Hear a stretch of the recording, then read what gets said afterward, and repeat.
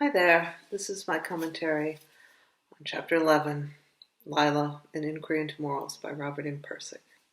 So at the beginning of this chapter, remember he's sailing down the Hudson from Troy to Manhattan and then on to the sea and on to Florida.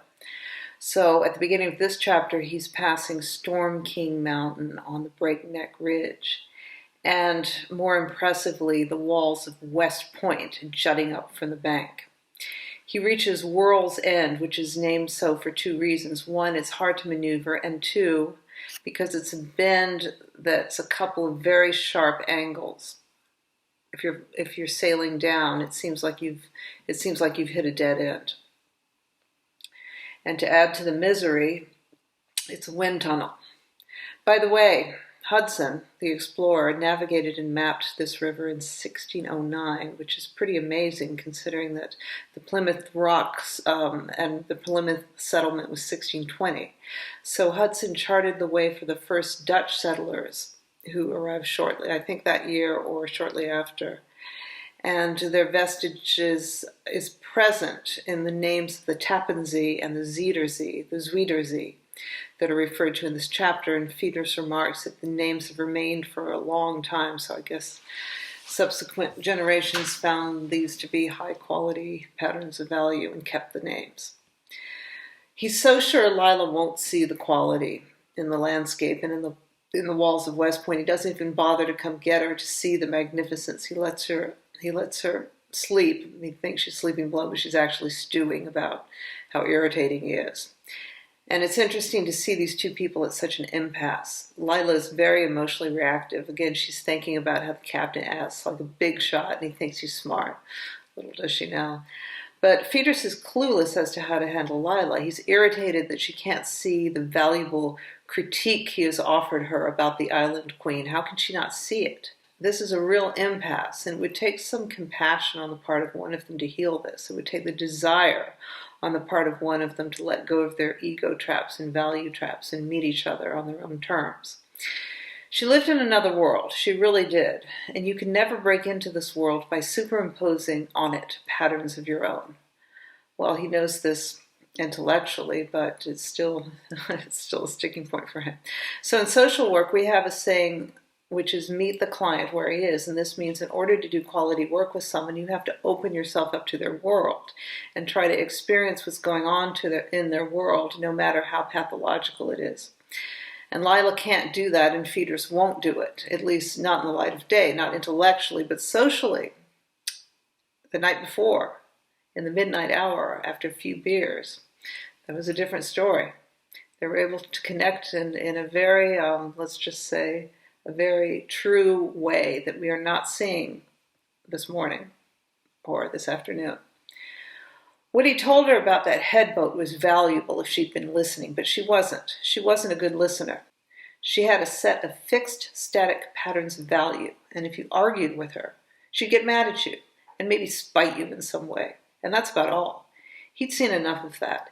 He'd been bucking that stuff all his life. We feel this is something we all feel with other people. Why can't they see what we can see? We're so obviously right. And of course, we see this, in this in this culture war, why the two opposing sides can't get along. They want to impose their own patterns on each other. Fieders is guilty of this too. Like I said, he's not understanding Lila's own relationship with quality. He's not as evolved as we would like him to be. He's not meeting Lila where he is, and his solution instead is to study her. He wants to study her like a specimen. But for Fieders, Lila's reaction to this great insight he's giving her is just more of the same. She's just yet another person who doesn't understand him and will punish him for being a visionary. He does not yet know how to impart his theory in a way that people will understand it. In fact, he thought that Zen in the Art of Motorcycle, Pirsig thought Zen in the Art of Motorcycle Maintenance would do this. You listen to the interview from, I'm going to put a link to it. I think it's a BBC interview. And he said he was so frustrated that people didn't get Zen in the Art of Motorcycle Maintenance that he was forced to spell it out in Lila. And even then they didn't seem, to get it the way he'd like.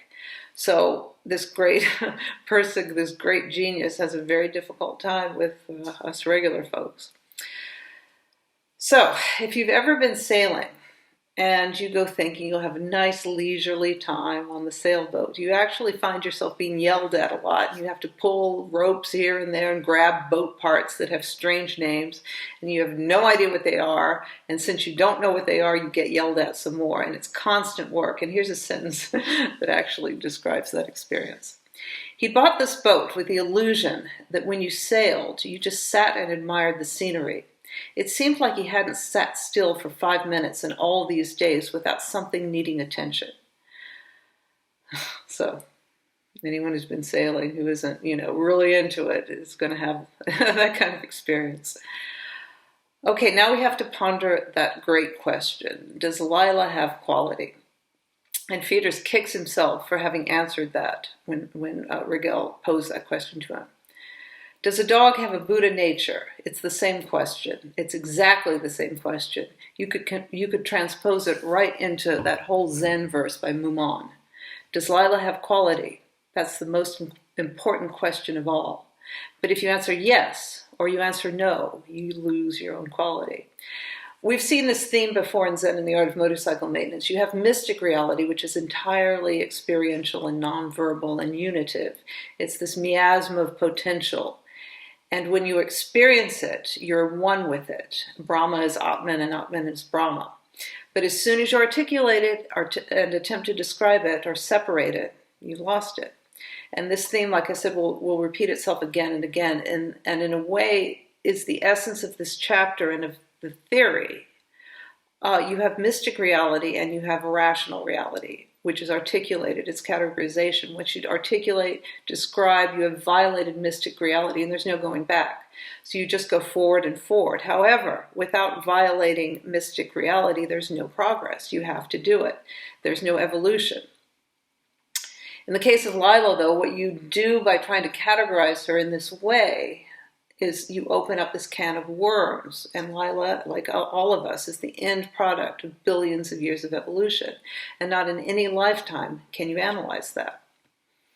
At least you can't, analyze it and end with it. You just open up this progress. So you see how it works. Mystic reality, you remain unified. You remain in this blissful state, and then you open it up with articulation, with logos, let's just say. And once logos articulates, then the world, the world of objects comes into being. Tao and the 10,000 things. And like I said, this is very much a sub-theme of both books and of the theory. He answered yes, that was his mistake. He let himself get caught in the kind of picking and choosing situation that Zen avoids. And now he was stuck. The words Lila uses, the thoughts she thinks, the values she holds, are the end product of 3.5 billion years of the history of the entire world. Lila doesn't have quality. Quality has actually created her. She's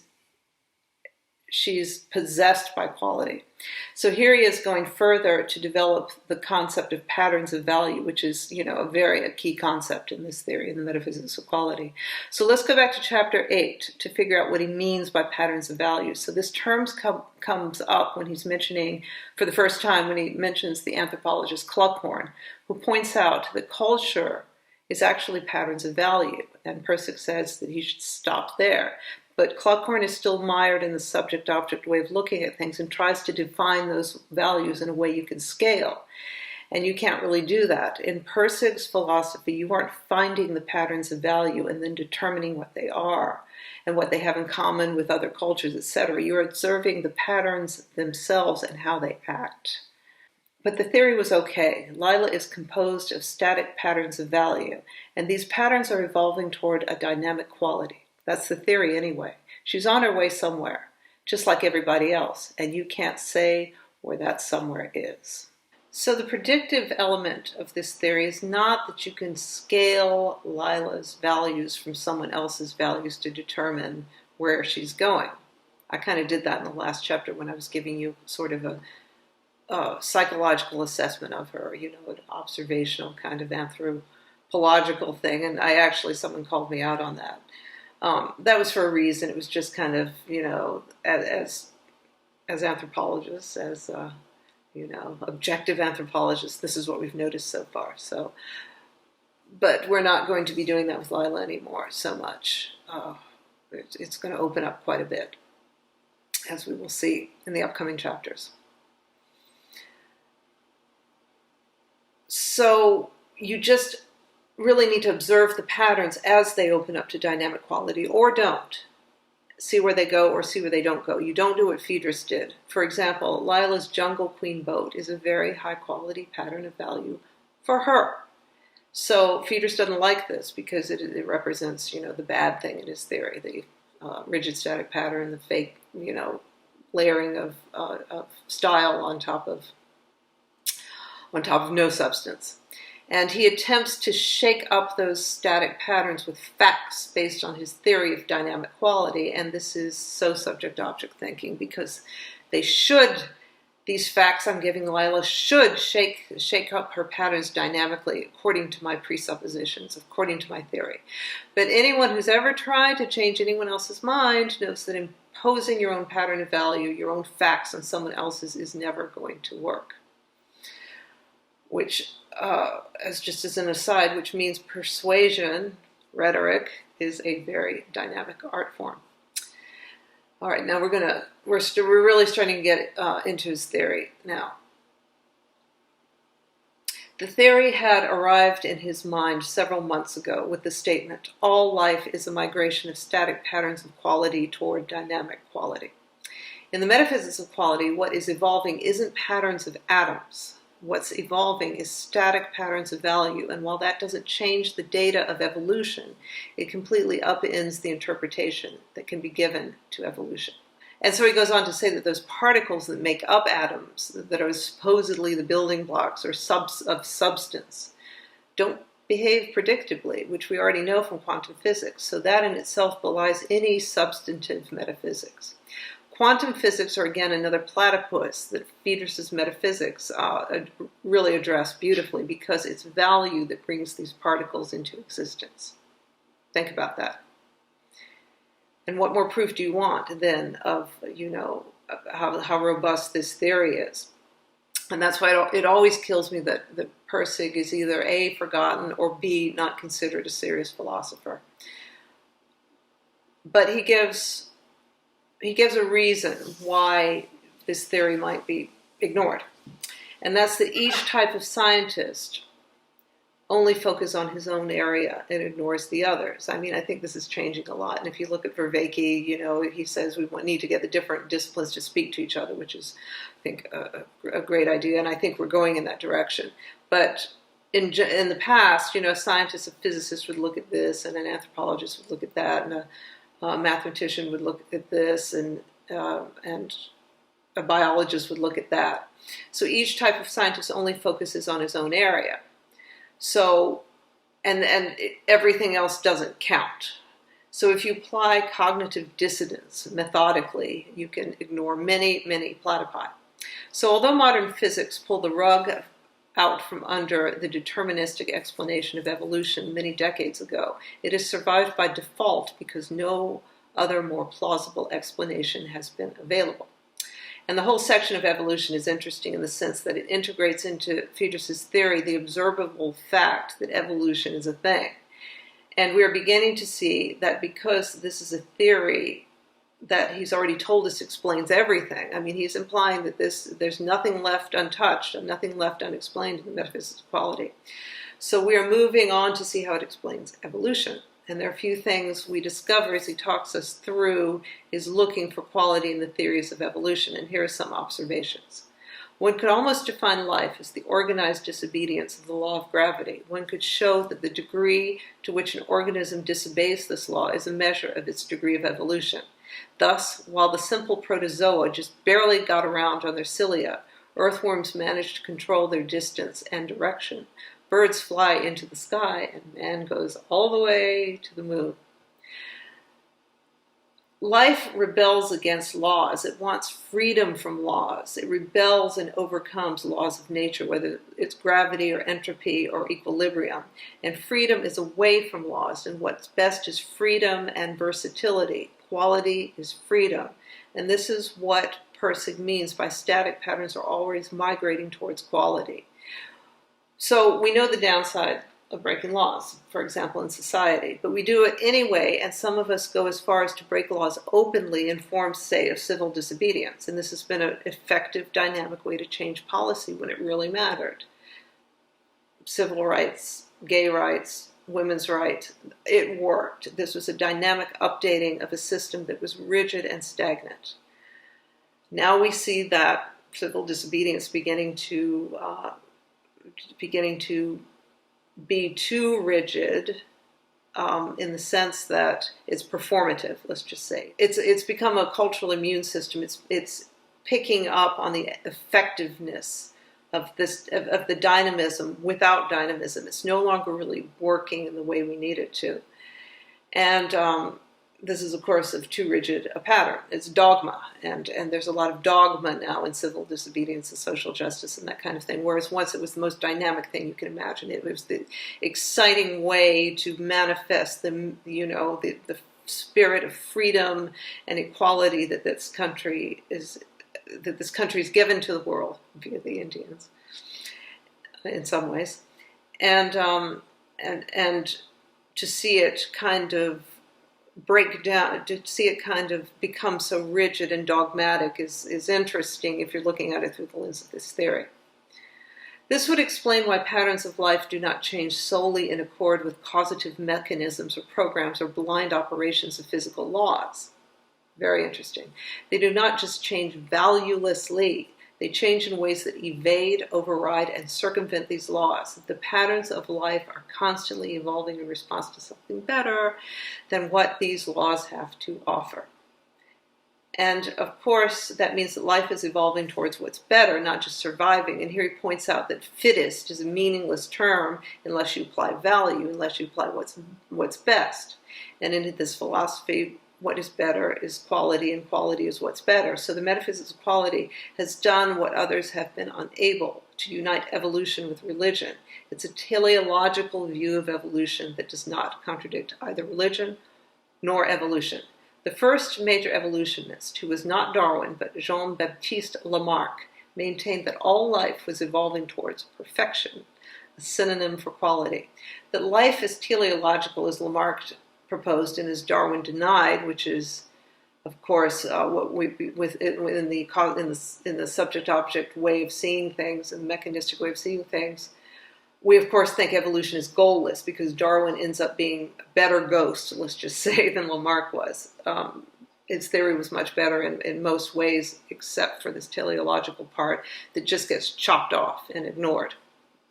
It's a platypus in the theory of evolution. And that purpose that it heads for, in Lamarck's vision, is quality. Lamarck said perfection. Pirsig says freedom. And I propose that this can be supported by religion if you don't get too dogmatic or imagistic about it. Because if God is perfection, is limitless, is versatile, then the ideas of perfection or quality or freedom as the highest purpose is supported by both religion and evolution, and of course metaphysics of quality. So it's another situation that he points to frequently that shows us how metaphysics of quality can explain it beautifully and without contradiction. All right, now there's something that he reads a passage from a scholar, and this paragraph is in there, which is very important to his theory, because it describes dynamic quality. Evolution is recklessly opportunistic. It favors any variation that provides a competitive advantage over other members of an organism's own population or over individuals of different species. For billions of years, this process has automatically fueled what we call evolutionary progress. No program controlled or directed this progression. It was the result of spur-of-the-moment decisions of natural selection. So the spur-of-the-moment decisions for fetus are everything. They're the pre-intellectual awareness of quality. They're the moment where the progress, the organism's progress is determined by that split-second understanding. It doesn't have to be an intellectual understanding. Remember, once movement is introduced into the system, then things are moving. Things are going somewhere. Lila is going somewhere. there is going to always be driven towards quality. And objective science discounts these split-second decisions as it does the teleological aspect of evolution, but Friedrich does not. If life is to be explained on the basis of physical laws, then the overwhelming evidence that life deliberately works around these laws cannot be ignored. The reason atoms become chemistry professors has got to be that something in nature does not like the laws of chemical equilibrium or the law of gravity or the laws of thermodynamics or any other law that restricts the molecule's freedom.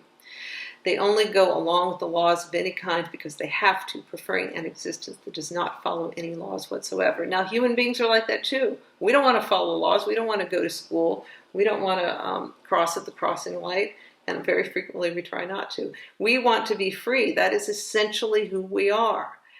And we follow the rules because we have to, because society would obviously break apart. But when we can update them, we do. When we update them for more freedom, if you're in a system that is open to dynamic quality, like a democracy being the worst possible form of government except for all the others, if you have something that's relatively open to updating, like democracy, then the laws update with what people want, which is more freedom. And that statement really represents the natural way all of us feel most of the time. Again, one thing Pirsig loves to point out is how the metaphysics of quality unites the previously opposed, these seemingly impossible contradictions of certain things. There's no quarrel whatsoever between the metaphysics of quality and the Darwinian theory of evolution because split-second decisions about what is better. Neither is there quarrel between the metaphysics of quality and the teleological theories that insist that life has some purpose, which is towards the better. Now I want to read a couple of quotes, and I'm sorry there's so many quotes that I'm reading in this commentary, but this is a really important chapter, and I want to highlight certain things that really are going to give us the gist of what we need to understand the metaphysics of quality and to proceed. So I want to read a couple of quotes that I really love that I think are important and perspective shifting, and this is a little out of context because it's about science itself. And this is the sort of thing that helps you understand what Pirsig is getting at. When he says we are captivated, for example, by the ghosts of Newton and Copernicus and other ghosts. Science values static patterns. Its business is to search for them. When nonconformity appears, it is considered an interruption of the normal rather than the presence of the normal. A deviation from a normal static pattern is something to be explained and, if possible, controlled. The reality science explains is that reality which follows mechanisms and programs. That other worthless stuff which does not follow mechanisms and programs we don't pay attention to. We talked about that earlier, about the specializations in science. And if you get in your head that your system, science, is all there is, which a lot of people think, and basically Western culture is founded on this notion that science is the prime way to understand the universe, the best way, the highest quality way to understand the universe. And we see what's happened when we throw away all these parts. We just have these platypi running around that we can't explain and come to bite us in the ass with their duck bills. So I love, love, love this paragraph. See how this works? A thing doesn't exist because we've never observed it. The reason we have never observed it is because we've never looked for it. And the reason we have never looked for it is that it is unimportant. It has no value and we have other better things to do. So let's go back. I want to, briefly mention that peace of mind stance that Pirsig recommends and the Zen flowing through both of these books, the Zen stance, which Friedrich didn't exhibit earlier with Lila in this chapter. That peace of mind is an openness to whatever presents itself without preconceived notions. So I want to read another passage to you that maybe you will understand. I do not understand it, but I do understand what he's trying to say, which is that these forces in general, just by virtue of the fact that they are forces, are driven to overcome and are opportunistic, and that's a word often used in evolutionary biology. Remember also that Pirsig, as a precocious 15-year-old, entered university to study biochemistry, so this knowledge is part of his talent stack. Biological evolution can be seen as a process by which weak dynamic forces at a subatomic level discover stratagems for overcoming huge static inorganic forces at a superatomic level. They do this by selecting superatomic mechanisms in which a number of options are so evenly balanced that a weak dynamic force can tip the balance one way or another. Now he's going to set us up for an investigation as to how carbon created life. Really interesting section, and I'm going to put a little video about carbon creating life in the description section, so this can kind of help you understand what he's talking about. This paragraph really is kind of incomprehensible, and you kind of have to look up all this stuff, and I still don't exactly know what weak subatomic forces are. There's weak, there's strong, and then there's electromagnetic. So maybe some of you physicists or physics aficionados can comment a little bit on that. The weak dynamic forces choose carbon as their vehicle to overcome themselves, to overcome the fact that they're weak, and they choose carbon. Carbon is very flexible. So force, let's just say this weak force. This force means valuing when you think about it, or any force. If you think about it, any force values. A movement of any sort is a force. Any force is a sort of value. It's moving from one place to another. Why from one place to another? Because the other place is better. Remember Jordan Peterson's little egg-shaped, unbearable present strategies for getting to the imagined, the better imagined future. So that little egg thing in Jordan Peterson's work represents this. So does, again, Panksepp's seeking system. So Lila is going somewhere. So let me read this section to demonstrate the value-laden language. Usually the positively valenced metals in groups 1 through 2 on the periodic table of the elements combine chemically with negatively valenced non-metals in group 4 through 7. Or 5 through 7, and not with other members of their own group. But the group containing carbon is halfway between metals and nonmetals, so that sometimes carbon combines with metals, sometimes it combines with nonmetals, and sometimes it just sits there and doesn't combine with anything. And sometimes it combines with itself in long chains and branched trees and rings. It's very dynamic, very flexible. See, even the charges in this paragraph, the positive negative forces are referred to as valenced. One is moving toward, the other is moving away from, and then together they attract.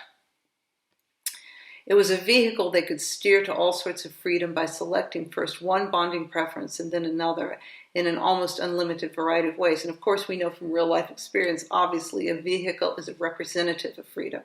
That freedom manifests as the great variety of carbon molecules. And Pirsig in this book says we have discovered 2 million compounds of carbon, but in that short video, which I'm including about carbon from 2018, it states now that there are over 10 million discovered compounds. By the way, just as general interest, I guess I knew this as a kid and I forgot it. Carbon did not originate on Earth. It's from exploding stars or imploding stars, and it can only and it can only be produced by the kind of heat generated by an imploding star. And that heat is 180 million degrees Fahrenheit. We're stardust. We are golden. The chemistry of life is the chemistry of carbon. What distinguishes all the species of plants and animals is, in the final analysis, differences in the way carbon atoms choose to bond. As we remember from our study so far of static and dynamic, and earlier classic and romantic, and all other iterations of static and dynamic, and this dichotomy, dynamic needs grounding, static needs updating. Carbon bonding is a dynamic advance. But a dynamic advance is meaningless unless it can find some static pattern with which to protect itself from degeneration back to the conditions that existed before the advance was made.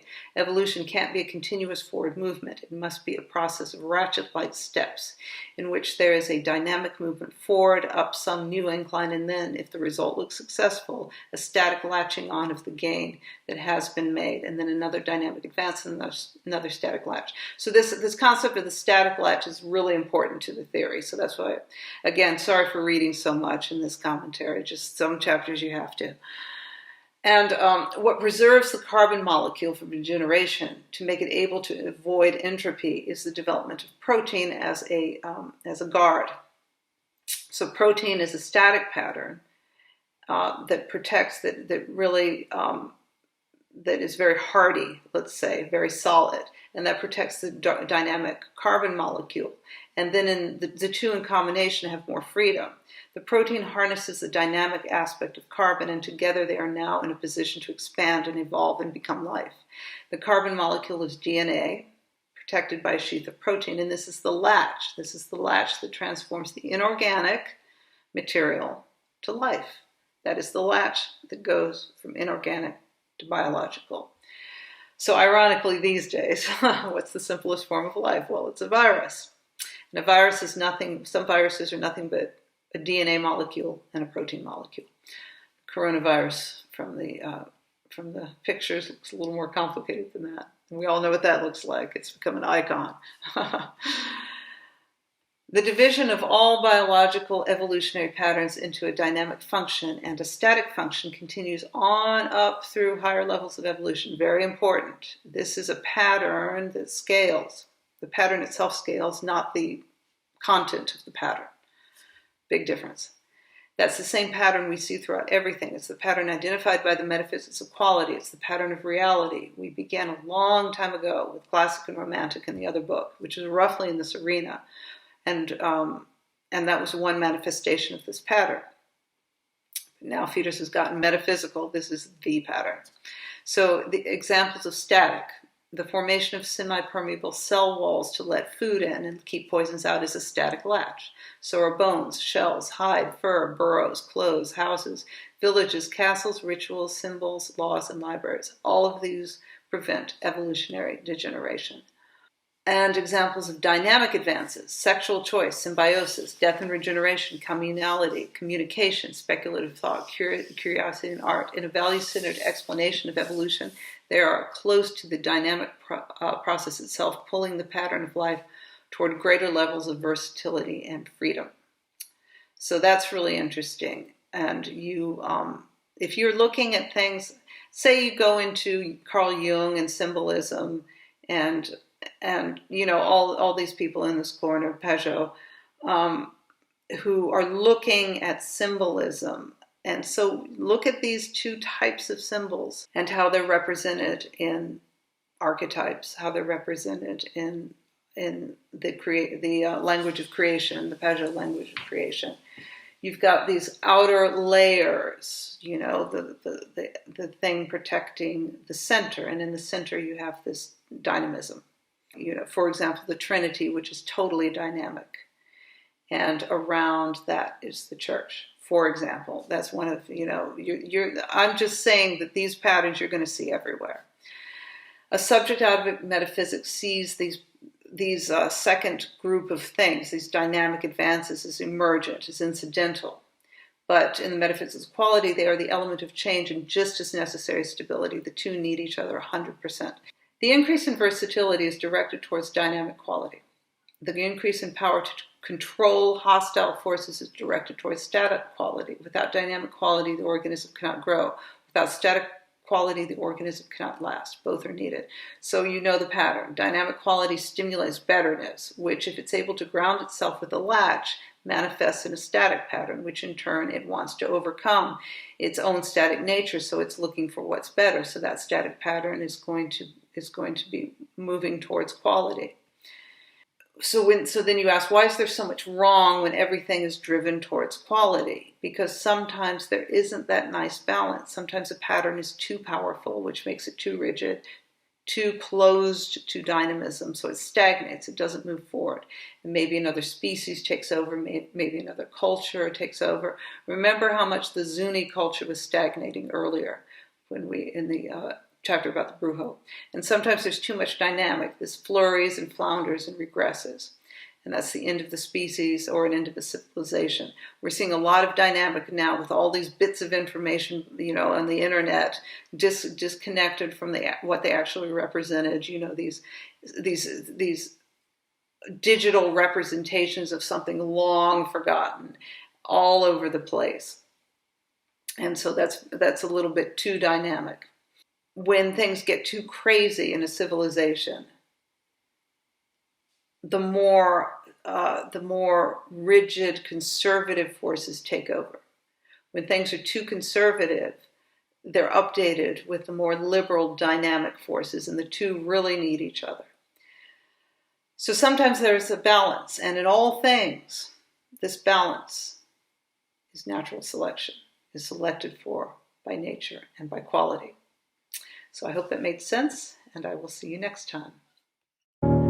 We are stardust. We are